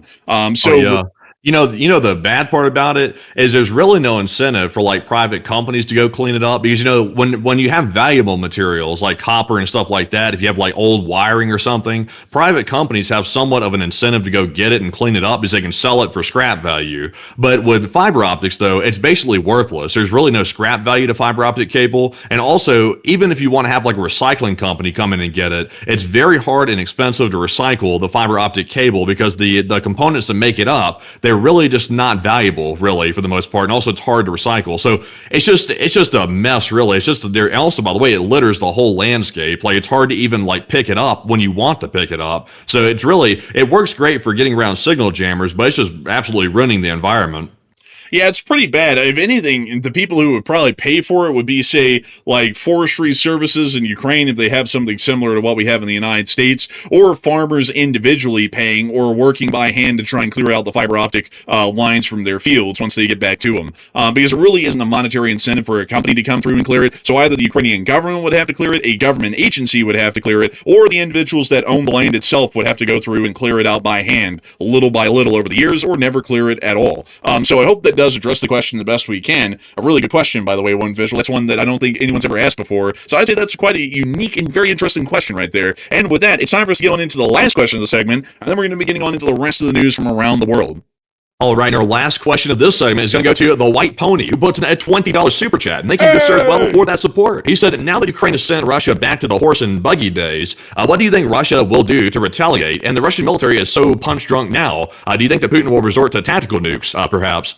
I still think tactical nukes are largely off the table. I don't really think there would be a way for Russia to be able to justify that well enough, and also the implications of what that would create in the world would just be too much to bear for the Russians and everyone else, so they probably won't conduct a tactical nuclear action at any point against the Ukrainians. On the other hand, however, I would say that since the Russians have gotten to the horse and buggy era, they're probably going to be in a pretty dangerous position supply-wise, to the point that they're probably going to go entirely on the defensive and start fighting the war like they're trying to defend the land that they have and stop the Ukrainians from retaking it. So I have a feeling that the momentum is about to be shifting back into Ukraine's hand, to where they're entirely the ones poised to be on the offensive, and the Russians are the ones that are having to fight in endless defensive to try and stop the Ukrainians from reclaiming the territory that they originally had from their 1991 borders. So I think that's generally how it's going to be looking here in the near future of how the war is going to be unfolding, but I would still say that I do not believe that a tactical nuclear weapon is ever going to be used by the Russian Federation. Well, I would say not ever. Like, I would not say that it's never going to be used. I'd say that's a highly unlikely chance. But never say never, as they always say. There is always a chance that they could. I just think it's very low. But with that, I hope that does address that incredibly well, the White Pony. And a huge thanks to you once again for the support and helping this channel to keep on running. And with that, folks, it's time for us to move on and into the rest of the news that we have for the night. We actually wanted to bring you a little bit of news with a local touch to it tonight. A local touch. I have to get through the American news here really quickly as kind of like an interim to what happened in Iran for just a brief moment. So we're actually going to bring you all over here to the United States because we have seen a very interesting development here in Salt Lake City recently. And many of y'all might know that the Enforcer HQ has gone through a great deal of upgrades over the past several years. We first started in Birmingham, Alabama for Enforcer HQ 1.0 and 2.0, and Enforcer HQ 3.0 took a 2,000-mile long journey through the United States to make it to Salt Lake City, where the headquarters is at right now. Currently, just to the south, near to Provo, there's the large iron fire, which is still burning, and right now I've heard that no settlements and structures have been burnt down in the town of Eureka, but it's gotten incredibly close to doing that. We've also been able to hear that there's another fire that's actually a lot closer to us that is currently happening right now near to the area of the lime kiln and also the University of Utah, which is currently eating up this mountain right here. Now, we were able to get one of our finest reporters, Enforcer Matt, down there on the ground today to be able to try and film the ongoing situation within this area and to give you all a little bit of an idea of what we're seeing right now in the Salt Lake City area. So let me show you all here really quickly what our reporter was able to get on the ground, I believe from the parking lot near to the area of the Red Butte Garden Amphitheater of the fire and the firefighting efforts that have been conducted around our city of Salt Lake. So here's the clip.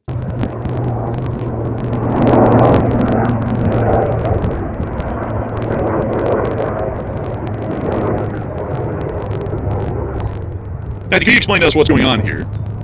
So what you're seeing here is the Salt Lake Fire Department and also the wildfire management out here trying to put it out with the helicopter.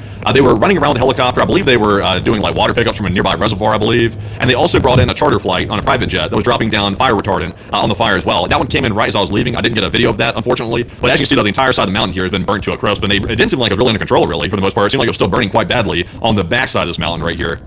Luckily, it's largely a grass and shrub fire, so it's not burning extremely heavy in the larger sense. It is largely, still from what we can tell, not really heavily contained, but luckily it's not, say like a California wildfire where it has a forest to feed off of to give it a great deal of fuel to be able to fuel the fire's growing veracity. We also were able to see a picture here that was taken from Interstate 15, near to the area of the Salt Lake City Metropolitan Center, and also looking over at the mountain, which is currently being burned in the blaze. I actually know this mountain quite well, folks. It's a very distinct one within the area. It's this one right here, I believe, if I'm not mistaken, man. I don't know the name of it. Apparently it's Alma Peak, but I believe that's Alma Peak right there, isn't it? I think so. I think the mountain's on fire. It's called Red Butte. I think it's called like Butte, I think, because all the trails around there had Red Butte in front of it. Man, his name, but luckily nobody's been injured or killed by this fire. Luckily no one's been killed by the iron fire down south either, near to Eureka. But quite an interesting little situation that we have right now in the Salt Lake City area. There's also another fire that's broken out, I believe, over to the west, somewhere around Tooele, if I'm not mistaken, which is also quite. Let me show you the whole map of all the wildfires. Here's this wildfire. This is the Bonneville fire, which is only 5% contained. Man, this is reminding me, man, of the Palisades fire just for Salt Lake at this point. We also have a fire that's out here. This is the Hastings fire, which is burning in quite literally the middle of nowhere. And then there's the Middle Fork fire up here kind of near to Ogden. So quite an interesting little situation that we're seeing right here around Salt Lake City, and we'll be trying to keep you all updated on the situation as it continues to unfold. Moving us on out of Utah, however, we have been able to get an update, folks, on the Greenland situation. Many people have always been wondering, why in the world are we trying to take Greenland? Well, according to one U.S. official, it is because the reason for acquiring Greenland is to secure access to seafood so that Red Lobster could potentially bring back unlimited shrimp. Oh, we're not even kidding. We're not even kidding. That's literally one of the reasons. I've heard a lot of reasons for invading countries. Back in the day, it was weapons of mass destructions, yellow cake. Well, we've invaded. That wasn't food, by the way. Yellow cake was definitely not food. But apparently, for the unlimited shrimp, we will have to invade Greenland for that right there. Also, I would love to know what U.S. official even said that. They're saying a U.S. official allegedly spoke to a magazine or something. So I don't know who the hell would even said that. It's almost unbelievable, really. I'm not even sure if I believe it. It's allegedly Tom Dans, this guy right here, because this is actually the excerpt from the New Yorker with the direct statement in the quote. So I'll read this to y'all to make sure that we don't get it out of context. According to the author of this New Yorker post, when I met him for lunch in Washington earlier this year, he declined to speak further on the record, except to articulate a narrow symbiotic vision for the future. My view, according to the quote that was put out in the New Yorker, allegedly by Tom Dans, my view is that the United States could take all the seafood Greenland could produce and cut out the middleman and keep it from China, and you could bring back all you can eat shrimp at Red Lobster. Man, I don't even know if that dude really said that. I'll be honest, take this one with a big grain of salt, like a big allegedly with this one right here, because I find that hard to believe. Now, if he comes out and says it directly where we can see him say it, obviously we can't deny it then, but I have a hard time believing that anybody even would say something like that right there. So I got to see the guy say it to believe it. Back in the day, folks, there used to be these things called banana republics in Central America because the fruit companies like United Fruit would basically try and get the U.S. military to go down there and overthrow the governments that were trying to pay the workers on the banana plantations fairly and whatnot to keep the banana companies' profits really high. Apparently, these days, we're now going to have what's called the shrimp republic for Red Lobster. You can't make this stuff up these days. I can't believe that that's an actual article, but I'm not gonna lie, folks. I generally find it hard to believe as well. If that was ever seriously said, I would be blown away. But moving us on out of all that, it's now time for us to get on into the middle of the East. And as all of you all know, the middle of the East is actually bringing us to Switzerland today, because that's where the talks are being held between the United States and the Islamic Republic of Iran. Apparently, very early on today, the president threatened the Iranian delegation. According to Fox News, they said that the direct quote from the president was, "You close it, as in the Strait of Hormuz, and you won't have a country. You won't even make it back to your effing country." Afterwards, the Iranians decided that they had gotten done talking, and they said that they left because of the president's threats to the Iranian delegation. We also were able to see the clip right here, which we won't be able to show because it no longer exists, of them literally getting up and walking out of the meeting, leaving the vice president, Kushner, and also Witkoff literally just standing in the corner and figuring out what the hell just happened as they got up and walked away. It already didn't start off well at the beginning of the morning before they even got threatened, as they walked into the building and completely refused to shake hands with the U.S. delegation for a photo op, instead preferring to go directly into the talks. We can't show the clip. Yeah, I can't show the clip. Just want to make sure you were going to show that. Yeah, we can't show the clip, but here's a still right here of the foreign minister Abbas Araghchi and the rest of the Iranian delegation walking into the building for the beginning of the talks. We've also been able to hear that a little bit later on, the U.S. delegation did have a picture put out. That's Witkoff and Kushner right there. They look quite impressive. And we also were able to see, additionally, that the Iranians did get up and they did leave. That was confirmed by multiple sources, and that was also on film. It's just that sadly we can't show that footage because it's copyrighted by other groups. Still, we have been able to hear that as of right now, the talks appear to be beginning again in some modest form between the two sides after the Iranians almost got up and went back to Iran. And we're not really sure where it's going, at least for now. We did get to hear that Qatar did announce that they basically agreed that the Memorandum of Understanding is, in fact, the Memorandum of Understanding. So we do know that significant strides in diplomacy have been made, but so far we haven't seen anything legitimate outside of my sarcasm that's come out of these talks so far. They have just begun, and they did give both sides 60 days to be able to try and come up with some sort of a peace deal that they could actually sign and ratify between the two sides, so we're probably not going to be expecting anything coming out of this for maybe the next couple of weeks. But at the same time, though, it doesn't really appear that it's starting off all too well. The Iranians are already bitching out the U.S. delegation, and just put it in plain language, and we're already seeing that the United States, thanks to the amazing abilities of the president, are going to be screwing over the peace talks basically from the outset. So the Iranians really don't want to talk. The U.S. is threatening them, which is going to stop them from talking, which they didn't want to anyways, and so it appears that the peace talk situation is going to be largely very unstable or possibly collapsing here within the very near future. In the meantime, the UK MTO did report an incident off the coast of Yemen today, as a incident 50 nautical miles southeast of Al-Shahir, Yemen. The master of a product tanker reported being approached by a skiff carrying 5 armed persons who appeared to be attempting to board the vessel. In response, the vessel conducted evasive maneuvers and altered course away from the skiff. The vessel is now proceeding to its next port of call, and the crew were reported safe. We're not entirely sure if that was the Houthis or these Somali pirates, but it's a very dangerous area of the world's waters right now. We've also been able to hear, additionally, that the Iranians did put out a statement today, according to MB Ghalibaf, who's the Speaker of the Iranian Parliament, that do they not realize, this was a statement directed to the President of the United States, do they not realize that if their threats had been effective, they would not have reached today's state of desperation? We do not take the Americans' threats seriously. They would do better to be careful about their statements. Our armed forces are prepared to respond in a different manner. The more they talk, the more it is we who act. So the Iranians are still making it clear that they believe that they're in the wheelhouse and generally running the show. At the same time, we also were able to hear that the president did put out a statement today saying that Iran's proxies, Iran must immediately stop their highly paid proxies in Lebanon from causing trouble. If they don't, we'll hit Iran very hard again, just like we did last week, only harder. And that was the statement from the President of the United States. So we can see the threats are still being thrown around quite liberally by both sides. Additionally, we also were able to hear that Hezbollah put out a statement of their own today by their leader, Naim Qassem, who vowed that the group will resist any Israeli presence in Lebanon, declaring that the project to eliminate Hezbollah has failed and the group will respond to any ceasefire violations. Making it clear that Hezbollah is going to continue to fight the IDF until their dying breath inside of Lebanon, because that's what they do, because they're a radicalized ideological group of terrorists. We've also been able to see, additionally, as some side news, that there was a major explosion today at some sort of an industrial complex inside of Qatar, and we were able to get further information that apparently, according to the Qataris, Qatar Energy stated, according to the Qatari Interior Ministry, that an explosion occurred at a factory in the Ras Al Khaimah industrial area, and civil defense teams responded to the incident, and no injuries or leaks were recorded, although the major fire and explosion, to me, seems to be a leak. We also were able to see a video here showing the explosion right here. From what we've been told, Iran has not been involved in this. That's quite serious right there for it to be just a explosion from starting other facilities again for the first time. It's like the thing just blew up just out of the blue from starting a facility. That's a little bit of a hard thing to believe. Also, the shaking from this was being reported in the nearby Gulf states as well. Apparently, they felt it in nearby Gulf states. So everybody thought it was an attack by Iran. I thought it was earlier too. I was like, damn, Iran's going to attack Qatar in the midst of the peace talks inside of Switzerland. That's a whole new level of offensiveness right there. But apparently, it was just an accident if you believe the report.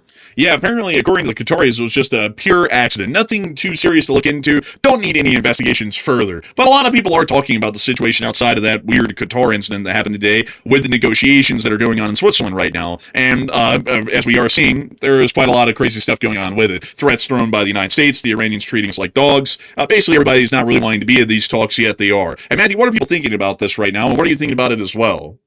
Okay, so the talks in Switzerland have clearly been an opportunity for Iran to make the U.S. look like a whole bunch of punks. And Iran's been taking that opportunity all day long today to do everything they possibly can to punk out the United States. They've been ignoring them at the handshake little celebration thing where they're supposed to take photos with the press. They just walked past the U.S. officials and acted like they weren't there. Then at one point they walked out of the talks and said they were done, and someone left the U.S. standing there. And also there's been hardly any direct communication between the U.S. officials and the Iranian officials. So Iran is playing games. We said they were going to do that, by the way, and everybody on the channel for the most part agreed with that. And it turns out that was a very correct assumption. And Iran is still making stupid demands today. They're now demanding that they be allowed to keep enriching uranium, which is the whole reason we went to war with them, was over their nuclear program. They're now saying they'll never give that up. They're also demanding money, all kinds of monies from the United States, because of course they want that so they can probably expand their nuclear program and also their ballistic missile program too. So do you think between all this crazy stuff happening today, and not to mention, by the way, the threats lobbed at Iran by the U.S. president, and then Iran lobbying their own threats back at the U.S. forces in the region, are the talks over or what the hell is going on? 35%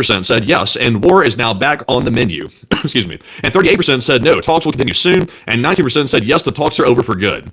And I would say I'm with the 37%. The talks are not over yet. They should be over. If we had any sense left in our heads at this point in the U.S. leadership, they would end the talks now and tell Iran, if you want to be disrespectful and try to treat us like punks, we'll put the most powerful military to work on you again. But we're not doing that for some reason. So we're letting Iran punk us. We're still talking to them. The last report that came out was a joint statement from Qatar and Pakistan saying that there's apparently a new agreement that the U.S. and Iranian officials will talk for 60 days, which I thought was already agreed to. I thought that was an MOU, but they're acting like this is a brand new thing that they just agreed to. They're trying to pretend like they're making progress, which is insane. So the talks are technically still going, but it's like hanging on by a thread. But Enforcer, what say you?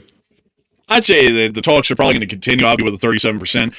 But they shouldn't. It's absolutely stupid to talk to the Iranians. They've made it incredibly clear that there is absolutely no reason to talk to them. They're not taking the talks seriously. They're treating us like punks, and they're still demanding even more from us. So it's absolutely stupid to even try and talk to them. I'd also say it's absolutely stupid to even try and talk to them, considering that the president went and threatened to basically, according to the quote from Fox, kill them before they could even make it back to Iran. Because if that's the kind of mindset and mentality the U.S. government is in right now, what the hell is the point of even talking to them when we're in a position of threatening to wipe them out before they can even make it back to Iran for the war to restart? What would even be the point of talks in that kind of an atmosphere? And there's absolutely no reason. The reason why, from what we know right now, is that the Islamic Republic of Iran has blockaded the Hormuz. The U.S. has absolutely no will or follow-through or competency, at least within the White House right now, to see that there is no way forward but to continue the conflict and to forcibly reopen the Hormuz. And because of that, we're in this whole rigmarole of trying to conduct talks that are going to endlessly go nowhere, and we're going to keep staying in this limbo land indefinitely. That is an absolutely stupid kind of a reality to live in, but they're still going to try and push it forward. If you ever expect, folks, the current administration to do the right thing in foreign policy,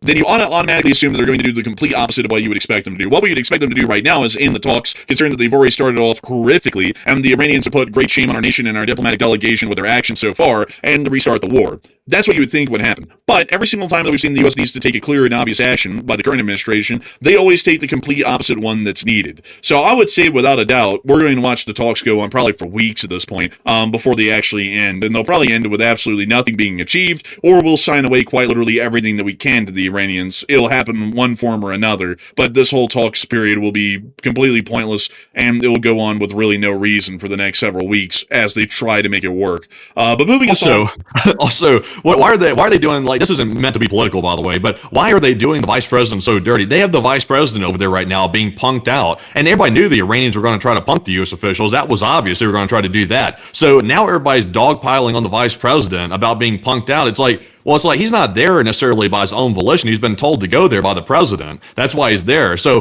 the vice president's running around, honestly, looking kind of stupid at this event inside of Switzerland with the Iranians acting like idiots. And he's just like wandering around. He's being mocked all day long. There's like photos of him looking shocked and confused and dazed. It's like, well, I'm like, what else is he supposed to do? He's been told to go there. He's stuck there. He's trying to deal with a situation that's impossible. I'll be honest, I don't really care for the vice president that much, but that's beside the point. It's just really about putting him in an impossible scenario. It's really kind of silly. Well, you'll notice that they only bring him out when they're trying to, basically line up a fool. Have you noticed that lately? Like, he's not in any photo ops by the White House or anything like that until he needs some clown, and then they whip him out. Like, if anything, I see Marco Rubio around more in most White House photo ops than the vice president at this point. Yeah, I think they're trying to use him as a scapegoat. It seems to me like they're trying to set him up so that way he publicly looks like an idiot, which, the Iranians are doing a swell job making the U.S. officials look like idiots, which we shouldn't allow, by the way, but the U.S. is allowing that to happen. That's the stupid part.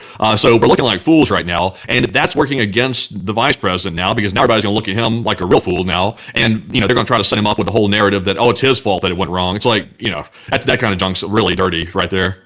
Yeah, it's not a good look, and also I have a feeling that's a bit of a power play thing, because if you remember, the last vice president was done like that as well, because they're looked at to kind of be the next in line. The VP usually tries to run for president, and no one can outshine the sun right now, so they got to make sure to put him down a couple of notches. So he's in there with the rest of them, basically the rest of the cabinet members. That might also be the reason as well that they're doing that, but it's quite bizarre. And honestly, if they had any respect for the vice president or the U.S.'s position as a nation, they would pack up and leave right now. They wouldn't even start talks with the Iranians again. They've made us look like fools. They've tried to embarrass us and put great shame on us, and we'll put great shame on them on the battlefield. That ought to be what we're working off of as our answer and our objective, but oddly enough, we're not. So we'll just have to see how it goes. The U.S. is going to be dragged, unfortunately, our reputation back through the dirt again, as the Iranians will probably make us look like clowns for the next couple of weeks for no reason. We don't even have to do it. We don't even have to talk to them. We don't have to look like clowns, but they're probably going to try to make that happen, and we'll probably just let them do that for the next couple of weeks until we give up.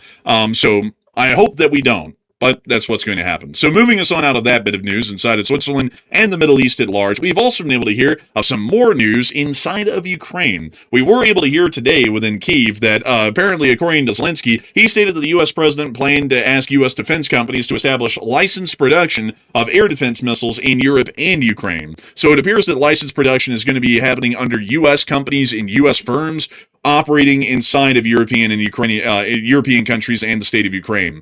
So a little bit of an interesting one with that, and that isn't actually a licensed production. Licensed production is giving another company the license to produce the weapons, and then the original company gets some royalties for the production of that weapon. Licensed production isn't taking, say, like Raytheon and then building Tomahawks in Ukraine in a Raytheon factory. That's not how that works. But anyways, moving on from that, we've also been able to hear in the location unknowns today that a picture of an M1A1 AIM came out.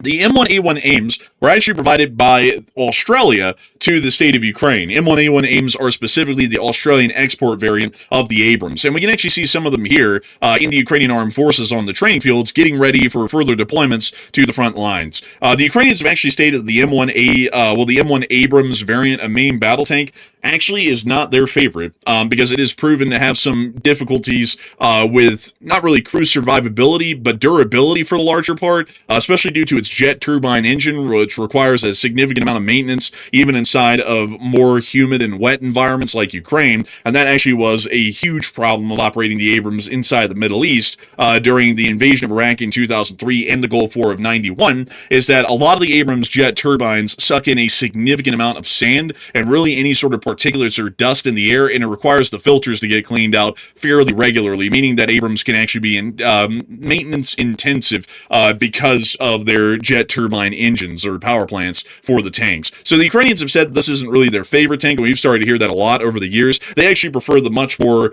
robust engines and power plants in the Leopard 2 series main battle tanks that have been provided to them, and we have generally seen that they don't really like the Challenger main battle tanks that have been provided by the British either, and have generally put them almost in the same category as the Abrams, although the Challenger doesn't have a jet turbine, it actually has a normal internal combustion engine, a diesel. But moving us on out of that side, now we've also been able to see the Russian casualty report over the past 24 hours, and holy moly! Whoa! Also, by the way, is this the most recent one right here? I was told that this might be not the most recent one. Wait a minute. Hold up. I need to take a look.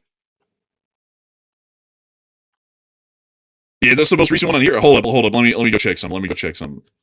Let's do a quick scan real quick. Let's see if it's the most up to date. I think those numbers look familiar. And here we have the casualty. Oh my God. Hey! Shout out to Mr. Visa. I'm so sorry to miss Nisa, by the way. I just saw that you sent the message, and for earlier in the day, like at 8 in the morning, and for some reason it just didn't come through as a notification for me because I don't ever remember clicking on your DM over the day, but it is there, and so I'm very sorry about that. But Miss Nisa, keeper of the records, has been able to report that 2 Bobcat skid steers have been lost today. Hey! Nice, very nice to see. Very nice, very nice. Very nice, man. The response, I was like, damn, it's taking a minute. But Miss Nisa, I couldn't hear anything. You just went totally blank on my end. You got so loud it just cut out. Oh, dang, man. I'd be hitting that bass, that loud drum and bass. But according to Ms. DC, keeper of the records, Russian losses to June 21st to 2026, day 1,579, 93 artillery pieces is the 9th highest daily